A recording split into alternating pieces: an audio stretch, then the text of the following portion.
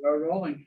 So for the record, I'm Greg Johnston, Vice Chair of the Inland Wetlands Commission for Bethel. I'd like to call this regular meeting, April 25th, 2022, to order at 7:04. And we'll start with the introduction of the Inland Wetlands Commission. And I guess we could start with Laura and just work our way down. Yep. Laura Ferguson, Commissioner.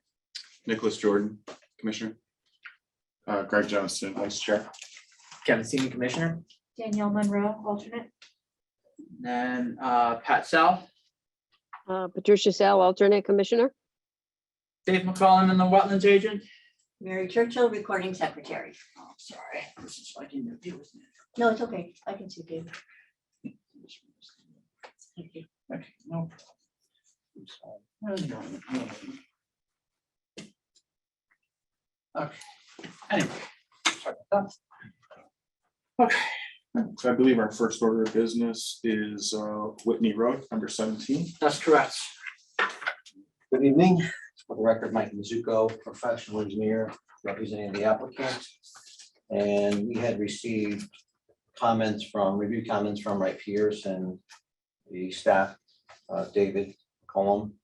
And we did prepare responses to those letters, and we submitted paper copies as well as electronic copies.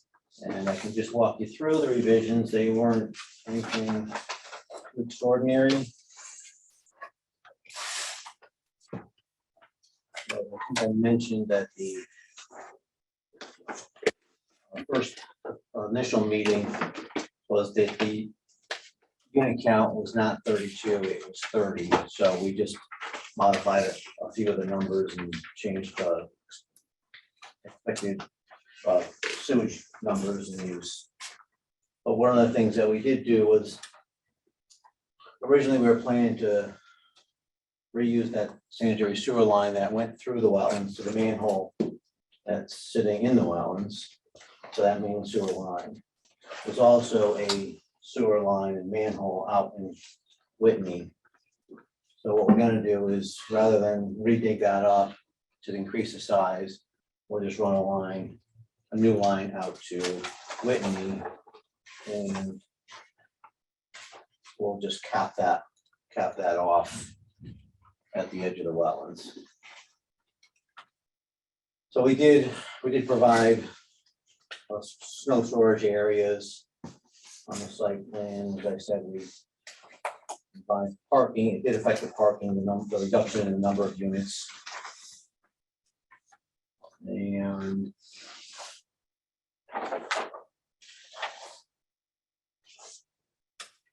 so we added cut and fill analysis. That's for the total site up here. And then there was just some additional information as far as upland review area disturbed, total area, upland review area on site. All the information that David had asked for, we just provided on the revised plan, as well as submitting the information for Wright Pierce. So one of the things that they did ask for a little more detail on the berm here. So we have our discharge from our stormwater management system that picks up roof and parking lot drainage into row galleries here. It's connected via a pipe here and another long row here that dumps out here. And with the close proximity of the river here, rather than dump it directly out into the brook, we felt it would be better to redirect it or direct it down in this direction, and then would have more flow and be able to settle some solids out, because it's you have a longer flow path. It would slow down, then it would turn and then work its way out, eventually out to the brook, but over a longer distance, rather than just short circuiting it directly into the brook here.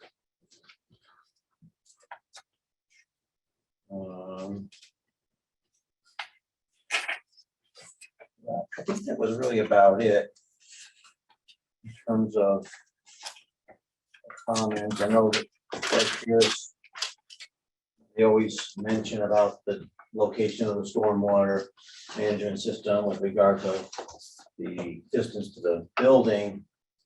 And generally, when it's a basement, there's more of a concern for the distance from that stormwater management system, especially if it's up gradient and its impact on a basement. But this is a slab on grade, so we normally don't see a concern with that recommended separation distance that is in the stormwater manual. And so I think those are the major things. We did have a contour missing in the recreation area, which we did add. And I did provide the summary of stormwater management as well as the analysis of the total suspended solid removal. And I know there was a recommendation about disconnecting the roof runoff from the stormwater management system, but in my opinion, with a building that size, I think it would be better to put that into the stormwater management system to have some mitigation for that size roof. And so we just felt that we better, and with the soils that are there, we felt that we could get a lot of infiltration and it would be a benefit rather than dumping it out into just onto the ground. And yeah, we clarified some of the notes and the details, basically just to round out the comments in the letter. And we did do additional deep holes here and here. We couldn't do too much in here. There's a lot of existing utilities that serve the existing building. So we just tried to stay away from that. We did add some soil testing. And I think that was about it in terms of the revisions. Yeah, I just, again, I clarified the detail for the overflow pipe. Just comment from right here. Yeah, that's really about it. And then just added spot elevations to define. There's a little bit of a burn, so it wouldn't be filling any of the floodplain. What we're proposing to do is just this sediment trap here. We would just take out that material and use that to just construct a small burn so that redirection is complete. Can you just explain a little bit more about the redirection for the berm? How are you going to manipulate the water into that direction itself? Is that gradient, or are you going to have, is there another? It does pitch down this way naturally if you look at the existing spot elevations. And that will be enough, the gradient is enough to handle the water flow. So it'll go- Yeah, so if you look at the creating a 9-inch high berm. So we'll be taking and creating a 9-inch high berm, so it would just come up against that berm. Well, it would hit the sediment trap first, and that would further slow things down. Yep. And then it's gonna, it would just fall right into the swale along here, and then this berm would be used to just direct it in that, it's very slight pitch from here to here, which is good. Anything else? More questions from the commission? Yeah, how are you going to be capping off the old line, and what is entailed in the actions of doing so? It would just be digging down, intercepting the line and putting a cap, Really just just capping the line. right with a- there, okay. Usually it's a firm coat cap with a stainless steel band on it. The other thing that we don't know is how deep the line is. That was the other thing. That was an unknown. And it's difficult to dig in a wetland very deep, especially if it's saturated soils. And the building elevation set high enough that we're able to get sufficient gravity out to the manhole and Whitten. Which is going to handle the majority of the outflow at this point, all, Well, it except all, for the natural diversion out of the sediment. are you talking about stormwater or sewer? Stormwater Okay, from roof and right, roof and parking, everything goes into the Right drainage there. system, yeah. Yep. There's a catch basin here. So because it's ultimately it's gonna be pretty flat. And so what we did was we just created low points, high points, low point, high point, low point, high point, all the way across, just so you can get, we'd like to try to keep 2% grade in the parking lots because of it. You go less than that, you get pockets of ponding, slight settlements, and then you get icing, and it's a little more difficult to eliminate those problems with the grade that's, less than 1.5–2%. So we try to keep around 2% grade minimum in the parking lots. Where is the snow area on that? Let me go to the other map.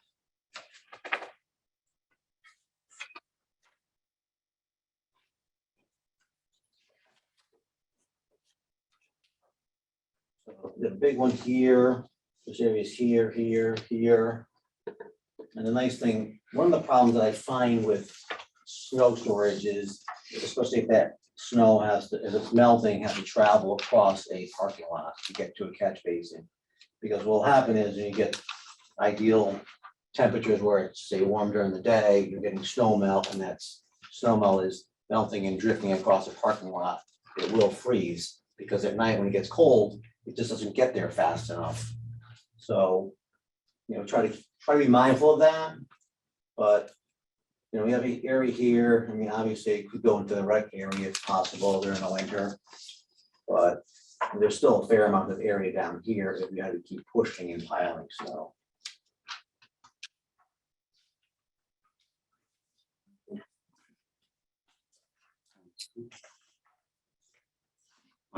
Just how, talk about the quality of the water from like snow events, like the salt and sand kind of thing, and how that's mitigated through your system? Well, most of it, if you get, all of the parking lot is gonna be drained into the drainage system. And the system's designed for the water quality volume. So what that means is that you're typically taking a 1-inch storm. Now, you're not normally getting 1-inch storms in the wintertime, but you do get the snow melt and it'll get into the system, but the outlet is set higher than the bottom of the units. Mhm. So in this case here, our bottom's at 363 and our outlet is 1.5 feet higher than that. So what happens is that water that might have, say some salt in it would get into the ground and it would just infiltrate. From the catch basins? Or Well, from the galleries, Mm. the 4x4 galleries. Okay. And that would just infiltrate. And the same thing for, say, a larger storm event in the summer where you're gonna get, rains. The same thing would apply. It's gonna take about a 1-inch rainstorm from the entire impervious area and just store it before it outlets. And the nice thing about that is because it'll store most of the smaller storm events without having any discharge here. Only once you exceed that 364.5 elevation, that you'll start seeing some flow out of here. It's a nice design feature because what it does is, like I said, a lot of the smaller storms, you won't see any discharge out of here.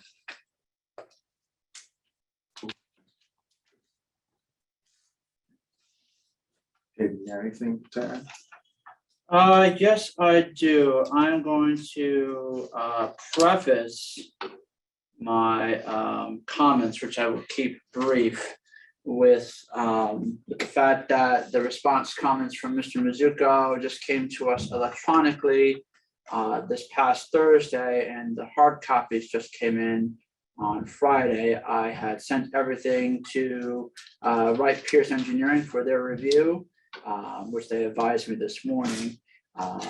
It was in my error. I didn't realize that an electronic copy of the drainage report wasn't included in what you had sent last Thursday, so I scanned that to them this afternoon.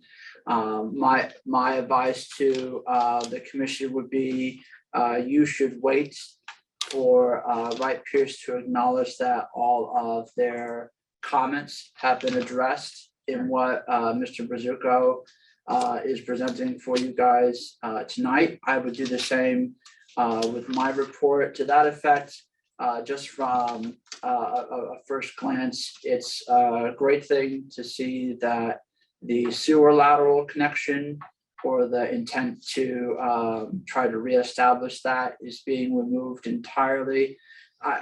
There's the logistics element to that, with trying to figure out the depth that it is in the soil and all that would entail. It's another thing to try to get an idea for when that project window would be.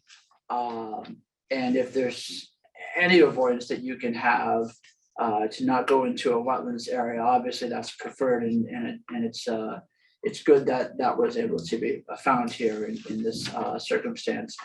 Couple things that you guys should consider in conjunction with that. If this line is going to be capped, is there any part of the lateral in the wetlands that would stay?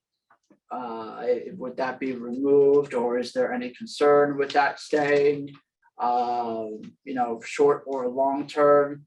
A question to kind of piggyback on, I think it was either Danielle or Kevin that had asked, or maybe even Nico, for the treatment. It's to my understanding that the applicant intends to use sand and salt for the parking lot surfaces for snow events in the winter time. And for what Mr. Mizuko has stated, it's the idea is that if there are any salts that are used as part of snow treatment, that they would be captured in the soils between where the parking lot ends and where the bank of the water course is before that water ultimately enters into that system. You want to ensure that that space, the soil media, is able to perform that treatment function, and if it can, if it has ample distance, or if there's enough area for it to do so, with wherever that that snow would be stockpiled. I don't have as quite a good an angle here as everyone else. I'm trying to figure out what sheet that would be on. Yeah, It's the one before. yeah. There. Okay, So you're gonna reshape Okay. areas. So it's down gradient or the snow is up gradient of the berm.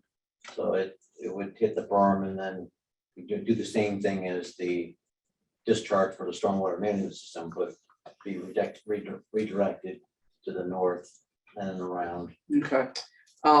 Last thing I would have for you guys to consider is the addition of if you're looking on if you can flip to the sediment or the site utilities and erosion sediment control plan, if you're not already there, Mike. The 3-foot wide glass lined level spreader. For you new members, it's always good to have someone explain to you how these stormwater management systems components function. For my past experience, it's been explained that a level spreader could double as a low impact development component if I'm Sure, yeah, remembering that correctly. So you always want to encourage the use of those, and I wouldn't want to discourage the appropriateness of this unit. I think it's worth having that get explained to you guys a little bit more. Just from myself, I understand that there's the grass lined portion of it that's immediately due, if I'm getting my bearings correct, due east of where that sediment trap would be. It looks like there's another area there that's immediately to the east of that. I'm not sure what that's Well, meant to to the be. east is the higher berm. That's the actual berm, Okay, and then the other one just kind of defines the swale itself. okay, But this whole area down here is all grass, and with any sort of stormwater, the removal of particulate is based on the velocity. So particulate suspended in the water is gonna eventually settle out, but it's gonna depend on the velocity of that water, because that's gonna determine the, the distance and how far that particle is gonna try to keep dropping. And when you slow it down, the velocity, it gives it longer chance to settle out than if it was just streaming through there. And that's a lot of the idea behind having it go this way, in addition to having it flow through a larger section of the wetlands rather than just directly discharging. The perfect example of that is, here's the discharge from the stormwater from Whitney Road. It comes in, it's a junction here, and then it comes out and it discharges right here, literally right at the river. I mean, two extremes on how to handle stormwater discharge. This one we try to avoid, and this is what we try to encourage. So I certainly understand what you mean when you're talking about particulates that are suspended in the water, Mhm. but if it's a dissolved solid, Yeah. like saline, that would be different than say sand. Right, and that's where you get the benefit of the water quality volume, because you're not getting any discharge in that first flush. But eventually that water, that dissolved solid needs to go somewhere. So you're saying that It's it's gonna going- infiltrate into the It's getting ground? infiltrated into the ground. Is there a maximum saturation on that the ground can handle? Does it just dissipate outward? Where does this, it has to go somewhere. Right, it'll go, it's going down, I mean, it'll go outward too, but eventually it's water is gonna go gravity. And so it'll go out and then down. And the soils are very good soils in here, so, But it's gonna end up in the groundwater, basically. right, but the nice thing about traveling through a soil is you get cleansing. Soils and filter. Yeah. It's like a filter. Yeah, you like the soils, I read the soils report, they're all like Yeah, it's Very very gravelly. sandy, gravel, Yeah. deep. Sure. I don't know if anyone else has anything else. If you don't at the moment, I would say, just to get back on the logistics bandwagon for a second, this is, the commission is processing this via site plan review. We are, if we aren't at our 65 days tonight for this review, we would be at our 65 days, our customary period to process this before we got to our next meeting. So with the fact that neither Wright Pierce nor myself have completed responses to the comments that Mr. Mizuko has, I would say you would be in a position to request an extension from the applicant to get us to our next meeting in May, which is regularly scheduled for the 23rd. We may end up bumping that by 2 weeks to May 9th. I can discuss that with you guys later in the meeting. But either way, we would need an extension from the applicant to get us to either of those dates. I'm in agreement with that, so I prefer the extra time to see not only your reviews, but Brett Pierce's comments on the review. And I want to take a secondary look at something anyways. I just have that main concern that is being alleviated, but it's just like you mentioned, the suspended saline that's gonna divert out, because that is downhill to the river system, so downstream effect. And I would like to learn a little more in this particular instance about the capacity in which it can clear. That the capacity of water that's going to be held in the system without going downstream. And it'd be good to have both your comments as you go forward saying this. Well, it's customary. Yeah, it is. We're not trying to force Yeah. anything.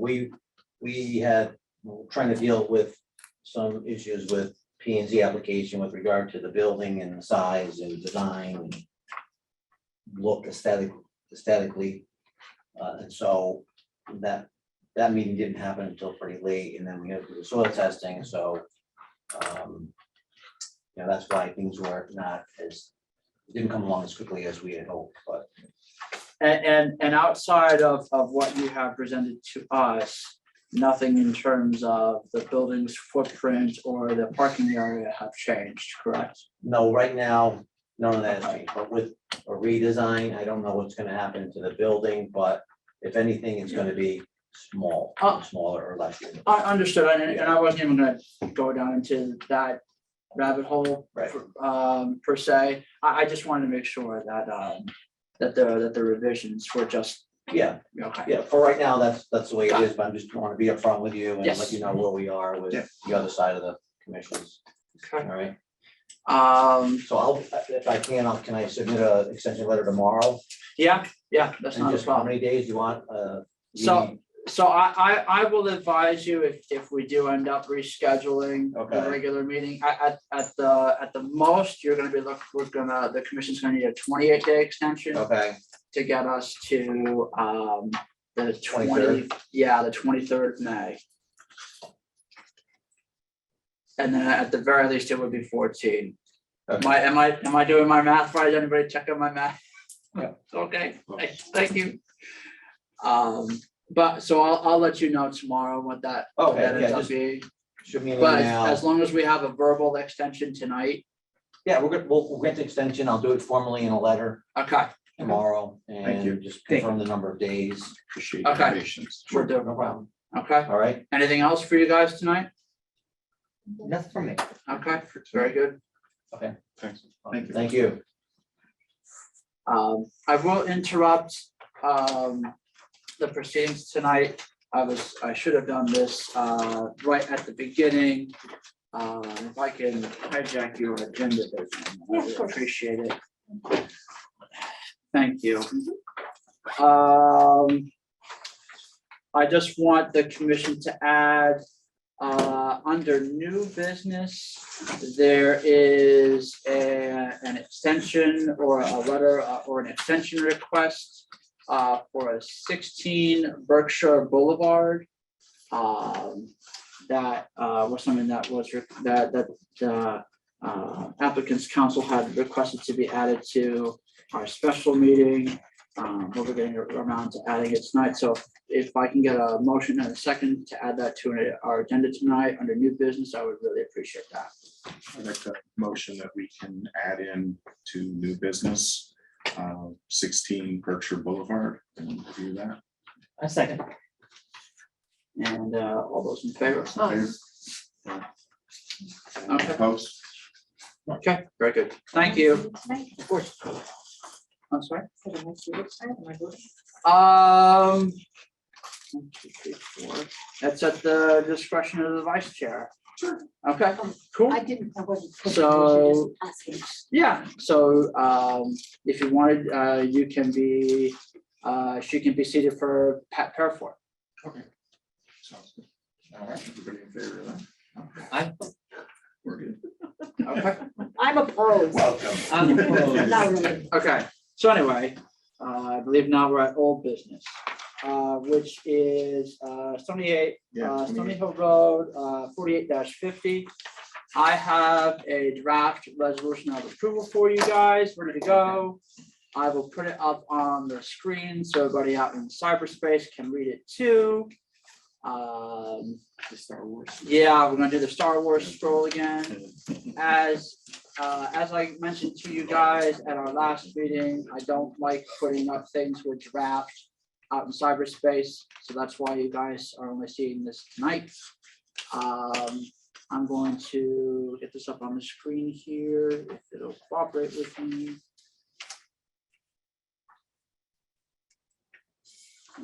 Okay. Beautiful. Okay.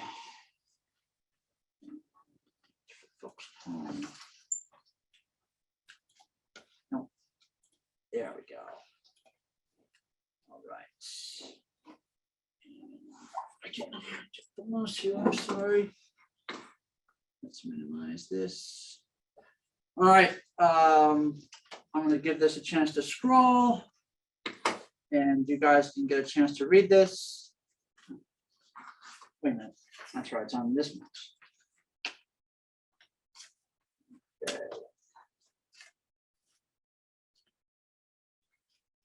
This a good scroll speed? If anyone's looking on the screen? I'm gonna say yes. Okay.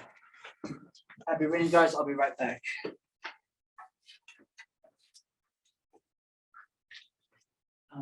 Mary, did I give you a copy? There's one here, is that for me? Yeah, okay, cool. Thank you.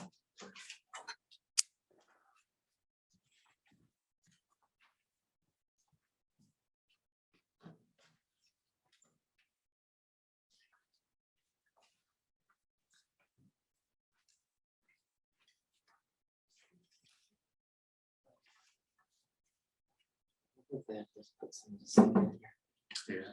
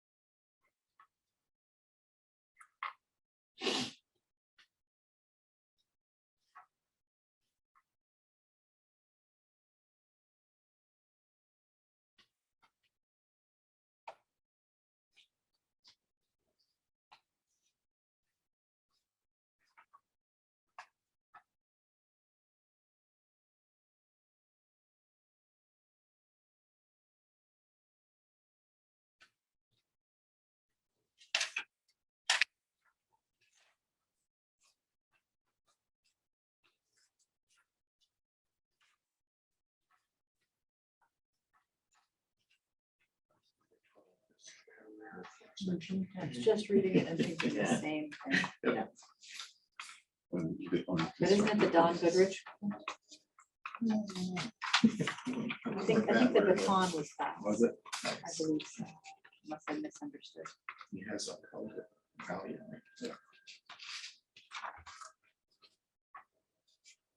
I bet Mary knows. I'm sorry. I didn't get it. The orange fence. Oh, is that the Don Goodrich? There we go. That's Not memorial. past job. Commemorative. Up a little bit. Yes. So as long as it's wanted, I will continue to use it and add it, so. Maybe purple? It's whatever color it's available in. If someone custom makes orange or purple construction fencing, We can write that. of course, I would say that you would have to have some pretty strong reasoning as to have it in purple. But if it can be substantiated. Nowadays, people come up with pretty strong reasons for just about anything. It's like an accent wall. That's right. I just painted my entire house. I don't want to talk about accent walls. Okay. All right, so I see that we are almost at the bottom with our Star Wars scroll here. I'll just go through everything real quick, and if you guys have any questions, you can just chime in after I am through. So for our newer members, you guys are getting pretty familiarized with how I do these. The first 2 pages is boilerplate with what's being proposed and the exhibits that you guys reviewed. Any questions on those? Now's the time to check in with me on that. After those, we get into the site plans that we reviewed, which were 12 sheets, and the extensive back and forth, especially over the last week or so, that those got revised, as minute as that was. Then we get into the meat of the resolution, which is on the 3rd, 4th, and 5th pages, which are your conditions. The first few are boilerplate. I did add one that goes into a washdown area, just because I had not mentioned that, I don't think in my comments for when we were doing the public hearing process, and it's good practice, especially if we have two significant wetlands, you know, regardless of whether they're on or off site in the vicinity of where this work is doing, to have a washdown area get designated.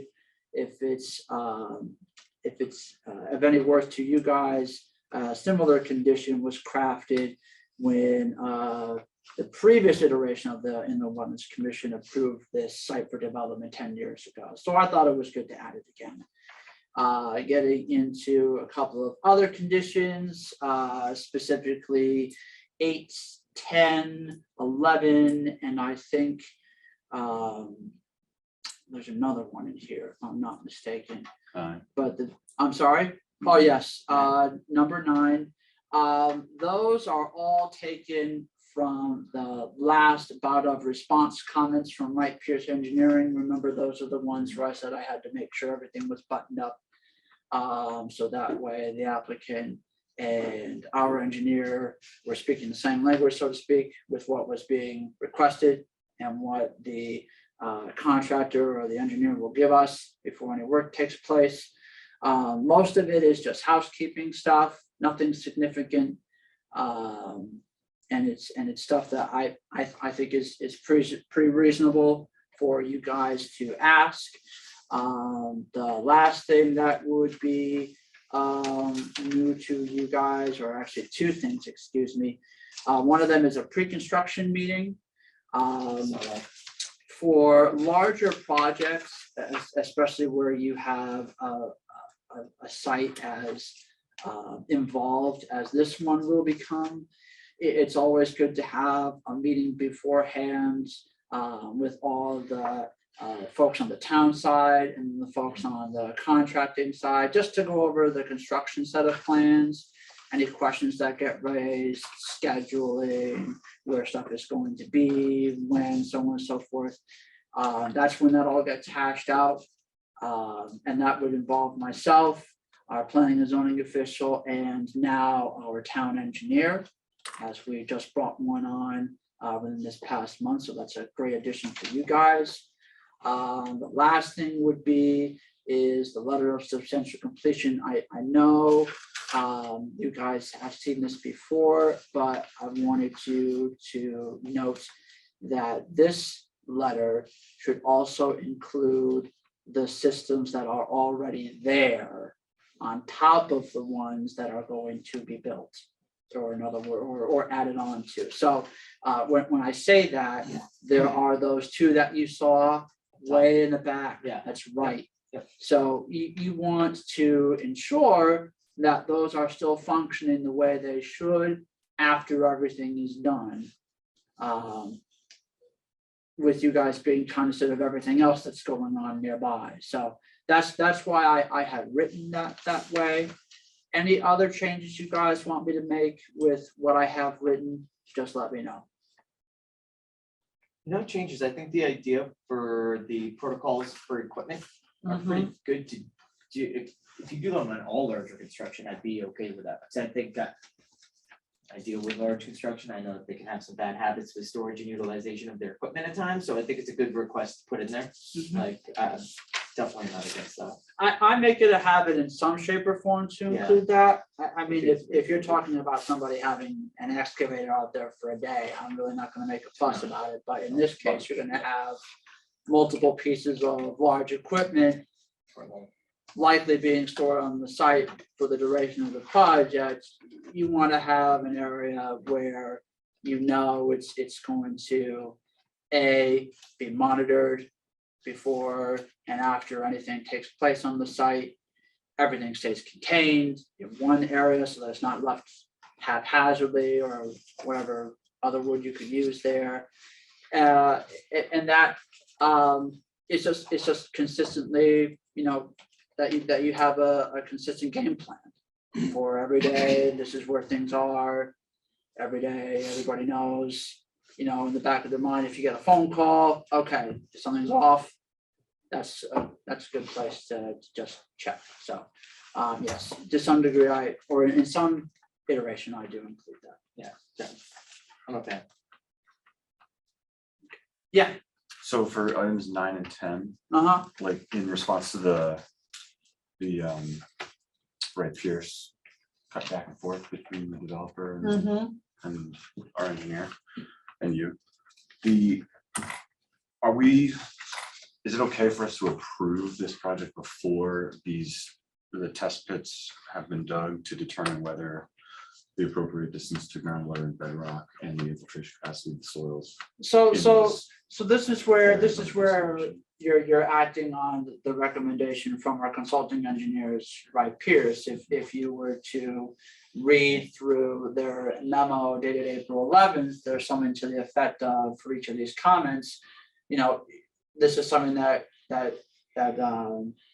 for lack of better words, we'll say that we're okay with if the commission includes this as a condition in their resolution of approval. So Oh, they're giving you the language that they want the applicant to make sure gets addressed before X happens. And then you would have it say, okay, we're gonna include this as a condition of approval. Does that? I guess so. Yeah, no, I read that and then that was right, Pierce, I read what they wanted, and the response from SLR was that they would do it before construction begins. Right, That they would, so is that good enough for us? yeah, Oh, they would not, yeah. And they run it right, it gets run by Right Pierce again. Right, so, And then- so, okay. so anything that they're requesting, Okay. it has to, That was my if question. it doesn't get reviewed, It can't come back. if it doesn't get reviewed by Right Pierce, it would now get reviewed by our town engineer. Either way, someone on our side, for lack of better words, has to check it. And has to make sure that it got submitted according to what Right Pierce is asking. And that's why we're putting this in Is here as a correct. condition of our approval. Correct. Okay. Correct. it's So covered. that condition binds them to do that. Now, when you have something in writing that says, our engineer was looking for this. We want you to follow through on that. And this is a direction for us to say, okay, this is what the commission's asking for. If you don't do this, you're not going in conformance with what the commission asked for. You know, Can you and, just- and, I'm sorry? Sorry, to cut you off. Can you follow me down the rabbit hole a little further? So in worst case scenario, they dig the holes and like, it's not good soil, or there's bedrock, or Mhm. it's not far enough from groundwater, Mhm. then what? So Then th- Right Pierce sees that. if for some reason they have an issue coming to the end that they proposed on paper in the real world, they would have to revise what they're proposing to make that work. And if the revision is significant enough, it may involve coming back before you guys to make sure that all checks out. Ultimately, it has to go back to engineering. Or it has to get verified by an engineer on our side. Depending on how significant it is, it may also involve you guys to come back to. So you guys will always have the engineers as a check. If something doesn't work the way it should, there has to be some certification that it will before we can sign off on a zoning permit. Or I guess a building permit. That's the ultimate goal, right? No one can start construction anywhere without a building permit. To get a building permit, you have to get a zoning permit. To get a zoning permit, in this case, you have to get commission approvals. One of them being you guys, the other one being planning and zoning. So if it's a series of checks, if there's a check that can't be marked off, then it has to get fixed. Nice. Thank you. Any revisions to the way anything is written? Okay. Anything you guys want me to add? Dave Patzell here. I have a question on page 1. I'm just curious how many residential units are here? Was it like 150? for what is being proposed, the unit count is 137, but that number doesn't really make a difference to us. All you guys are concerned about is the ultimate footprint of the building, Okay, or the footprint of anything on the ground for that matter. If you're going into the use, unless you can somehow directly correlate that to being a wetlands issue, it's really irrelevant for us. no, I just was curious in general. Yeah. Okay, thank you. Yeah, you're welcome. Okay, So I move that we accept this and move on forward with it. okay. How do you want me to phrase? Yes. Oh, Now, we did there a you lot go. of this the other week. Yes, so, the last thing that I should mention is for you guys to have these conditions, you have to have reasons to base on, to be the basis of your decision. I have a standard 3 that I use for you guys, which are up here on the big screen. That you guys find that there's not going to be any significant adverse impact on the flood storage capacity of on or off-site wetlands based on what's being developed. Best management practices are going to be followed and that they are, what's being proposed is in compliance with your regs. And then the last one is, based on the considerations for decisions that are in your regs and based on section of the state general statutes that are devoted to wetlands regulations. This application is in accordance with all of those, and that you guys were cognizant of all of those with respect to this decision. So you guys haven't found a reason to not have all 3 of those be part of your considerations for decision. I don't see how the commission couldn't keep all 3 of those for this one. So if you guys are satisfied with how this draft is written, the motion that someone would make would be to approve a draft resolution of approval with conditions 1 through 14 as written, based on what's the wording that I'm stumbling to get it. On the basis of the findings of reasons 1 through 3 as listed on page 5 of this decision. Right? Sure. So I move that we accept this resolution of approval, based on the conditions of 1 through 14. And that they comply with 1 through 3 on page 5. And As written. as written. And someone needs a second. I second. And All take a in vote. favor? Aye. All opposed? We need people to be more vocal. We gotta say aye. Aye. Okay, Anyone thank you. opposed? None? So moved. Okay, so moved. Thank you very much, everybody. Thank you. Thank you. Okay, I did that 3 times last time. I still can't remember it exactly, so don't worry. I remember what I had for lunch. I forget the as written parts, like. so before we get on to the other new business items that are already on the agenda, I would suggest at this point we dive into the 16 Berkshire Boulevard that you guys just added. I'm not sure if you want to speak to this, Attorney Olson, or if you want me to take a stab at trying to explain this, but I would happily defer to you if you wanted to. Go Sure, ahead. and I assume Greg Steiner is there. I can't see in the video, but he can answer any questions. This project in the Berkshire Corporate Park was originally approved back in 2001. In 2016, we brought it to both commissions for revision because we had a tenant that was going to move in and build the building. That didn't pan out.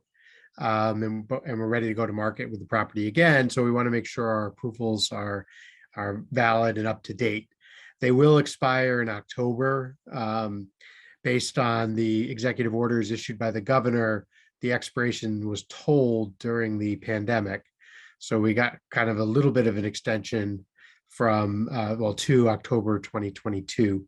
And we're asking you to give us a full extension of the permits. Now, the status of this is that all the work is done except for the construction of the building. So I'll let Greg answer any questions you have about that, but that essentially means all the drainage is in, work within the wetlands is done. And when we have somebody ready to build the building, they can just put up the building.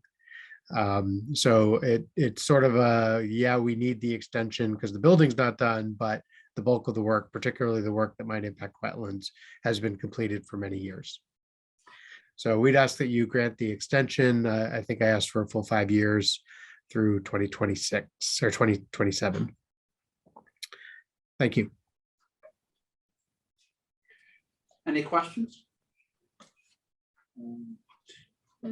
No, but I mean, would we benefit that I would just Yes, please. give us a little background on it, because most of us probably haven't been around long Yeah, enough I'm not to familiar. know the property. Okay, good evening. For the record, Greg Steiner, our office is at 2 Park Lawn Drive in Bethel, Connecticut. This is a site that we had the building, it's right by 84. Oh, yeah. Okay.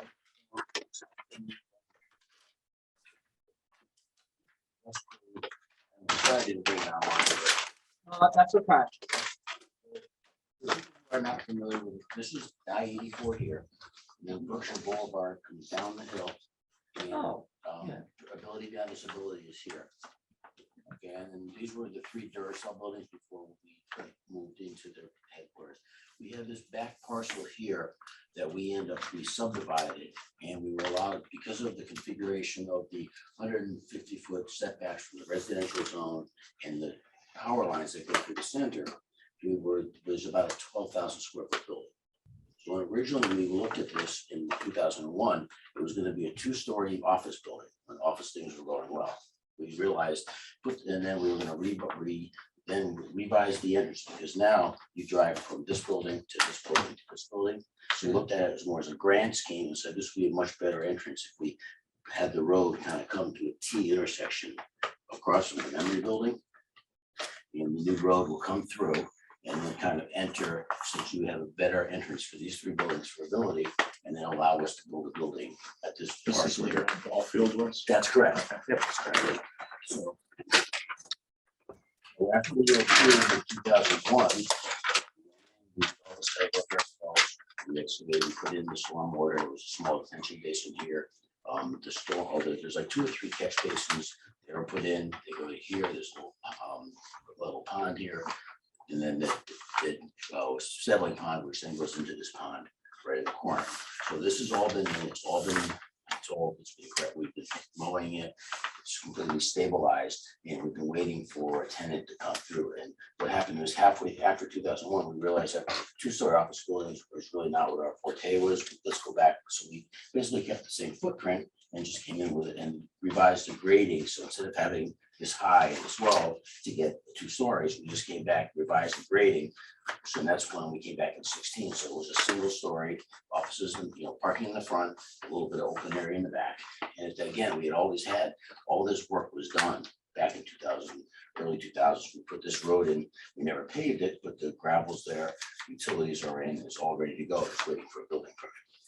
And what we'd like to do is, now that the market is getting interest with a lot of people, we think it'd be a great addition for ourselves or someone else to build a 12,000 square foot single-use building, or possibly 3-use building right here. And all we would, in order to get a building permit, we have, just like I said, the other application, we need the zoning, the wetlands in order to get a building permit. So.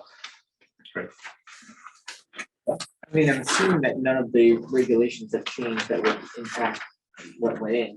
They were already approved apparently. Or they already put the stuff in. The question is it, I guess the question is, if we had paved this, would we even need to be here? yeah, I mean, it all depends on what you are looking for to ultimately achieve with this property. I guess if you want to ask that question of if you paved it over, if you needed to be here, it depends. just for the commission's clarification, the applicant is asking for an extension Right. for this approval based on these site plans. Right. If there are any changes that get made to the components that aren't already built, i.e. the building, which is the only one that's left to be completed, to my understanding, if that gets changed, depending on how substantial that change is, it may warrant a revisit in the Wetlands Commission for what's called a modification of an approval. So if the You're- square footage or anything And changed, as then you can tell, we really we would can't have to because, read. yes, Is it the same? It's the same footprint, though. that's exactly the same footprint. I mean, everything is completed. All we, I mean, literally, to go down, we just don't know if I'm gonna be able to get a building permit by the year and get a CO by October when this permit ends. So I think once you have a CO, is then the permit is gonna is done, or you don't need a permit anymore. Well, the permit it's not that you don't need it, it's that the work is closed out. That's correct, that's it. So again, because of the restrictions of the 150-foot wetlands, or back, I'm sorry, 150-foot setback from the residential property, this is Depot Drive. So you have to go behind there, and then the power lines go through here. That this is pretty much the biggest, that's the only size building we can get in anyway. And like I said, this road is all roughed in, so. I guess the one question I have is who's been monitoring and regulating it for the past 20 years? Yeah, so that's really it. It's like, because although it's another extension, it's also, it doesn't have 20 years of use on it, but it's been there for 20 years. So the question is it still? There's been nothing going through it. Yeah, there's been nothing going through it, though. Yeah, it's just a big open gravel pad that is trying to turn into grass. So there hasn't been foot traffic back there Right, either. that Yeah, they that haven't doesn't- been utilizing it. Yeah. Yeah, Because I played. Oh, you did? football and- Okay. yeah, in the back up softball here, there right? and Hockey over here. Oh, did you? Okay. So, Yeah. Any questions? No. So I would move that we grant the extension based upon the formal approval of the site. Okay, so I'll give you the wording for that, and I put that up here on the screen for you guys, and that's I okay. mean, I agree. I need to tell Thanks for us. putting up my letter, David. What's that? Thanks for putting up my letter. I appreciate Oh, it. you're welcome, Peter, no problem. So, No, yeah, it's fine. the basis for your motion, I think we're just gonna, I don't want to say plagiarize, but we're gonna take it from Peter's letter up here, so you would have a motion to grant an extension for the approval of this application for a period of 5 years through and including February 6th, 2028. So the permit, the approval would customarily end in 2023 of February of next year. You're looking to give a 5-year extension for that. Okay. So I move that we grant a 5-year extension, which would take it out to February 6th, 2028, based on, the former approval. Happened, and we have a second. A second. All in favor? Aye. Any opposed? Move. Okay, very good. Thank you very much. Thank you very much. Thank you. Thank Have a good night, everybody.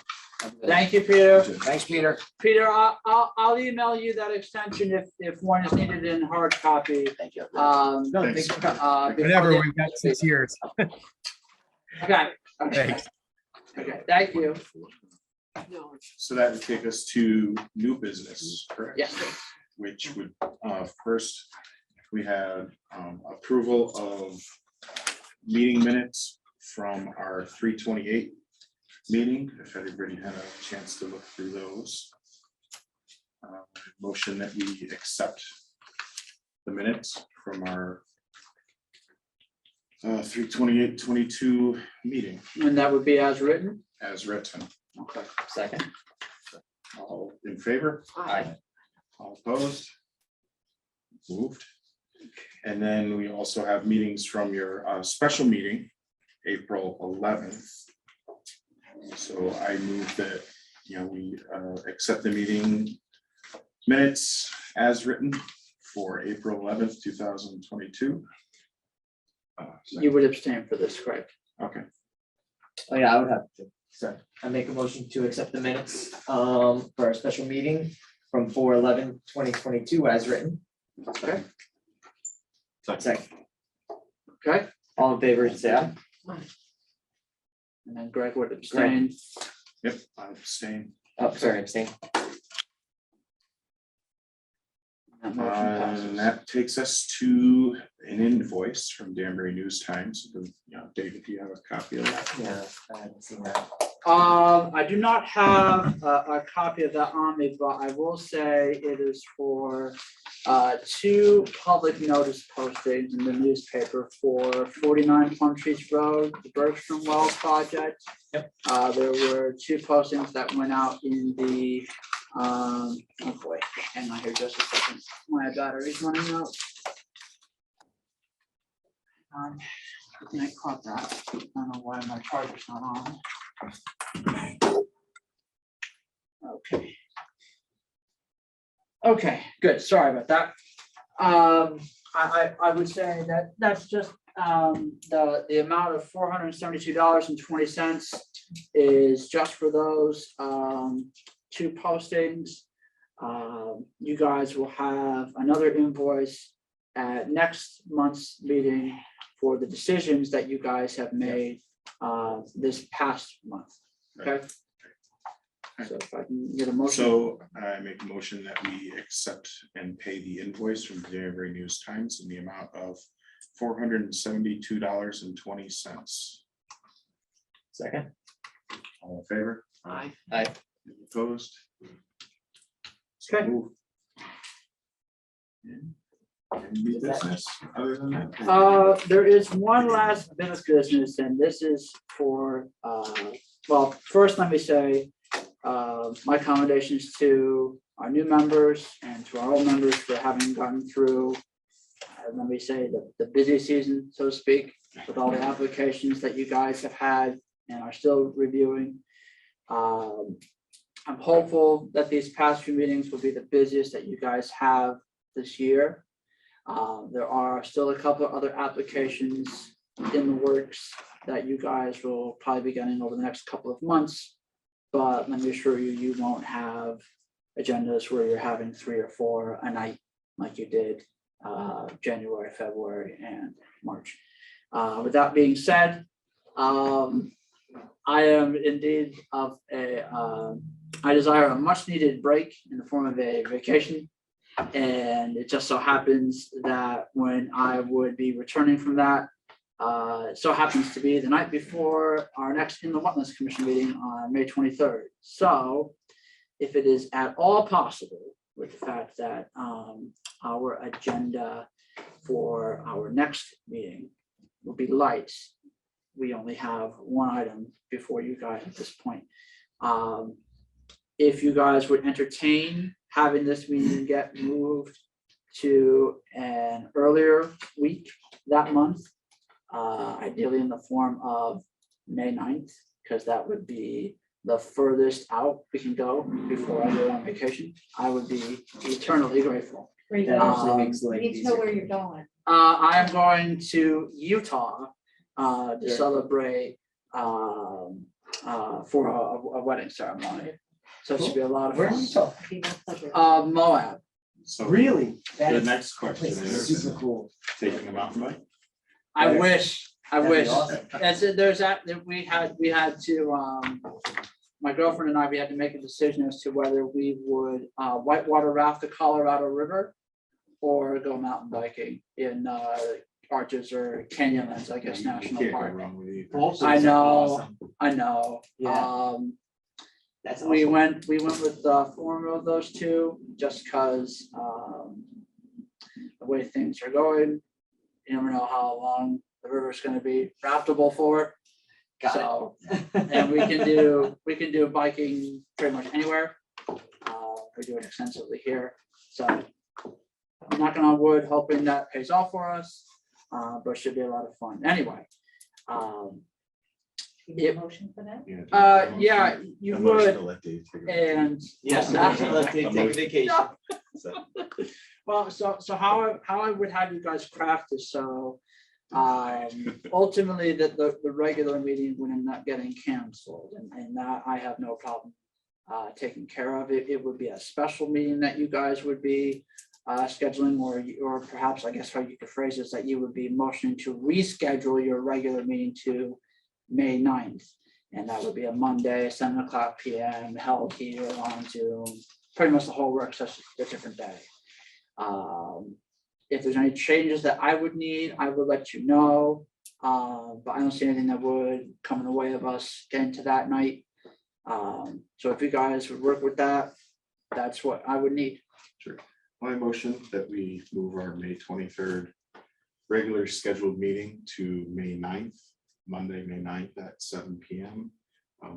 In person and via Zoom. So, do I have a second? I second that. All in favor? Aye. All opposed? David gets a vacation. Okay, thank you, guys. And that's all I have in the way of staff comments for you guys. I have a wedding on the 22nd. I know I'm not gonna be in the best shape on the 23rd myself, so. That works out well for me. There you go. Okay, cool. So my best friends are getting married. Awesome. Yeah. My congratulations. Thank you. Are you ever up at Huntington? Do you mountain bike up at Huntington? I haven't been up there yet. It's so great, man. You gotta go. I know, I go all the I time. I see posts from the cycle works all the time that they just started up again. So it's It's, really- yeah, where there, I mean, there's a good amount of cyclists, but there's a ton of off-trail, single track. It's not marked, but it's all like in the middle. Sure, yeah, yeah, Yeah, and it's just great stuff, super well maintained. Yeah. So, definitely. Not to get off the I beaten track. motion that we end the meeting, close the meeting. Second. Okay. All in favor? Aye. There we go. Okay. That's. Now we're mountain biking.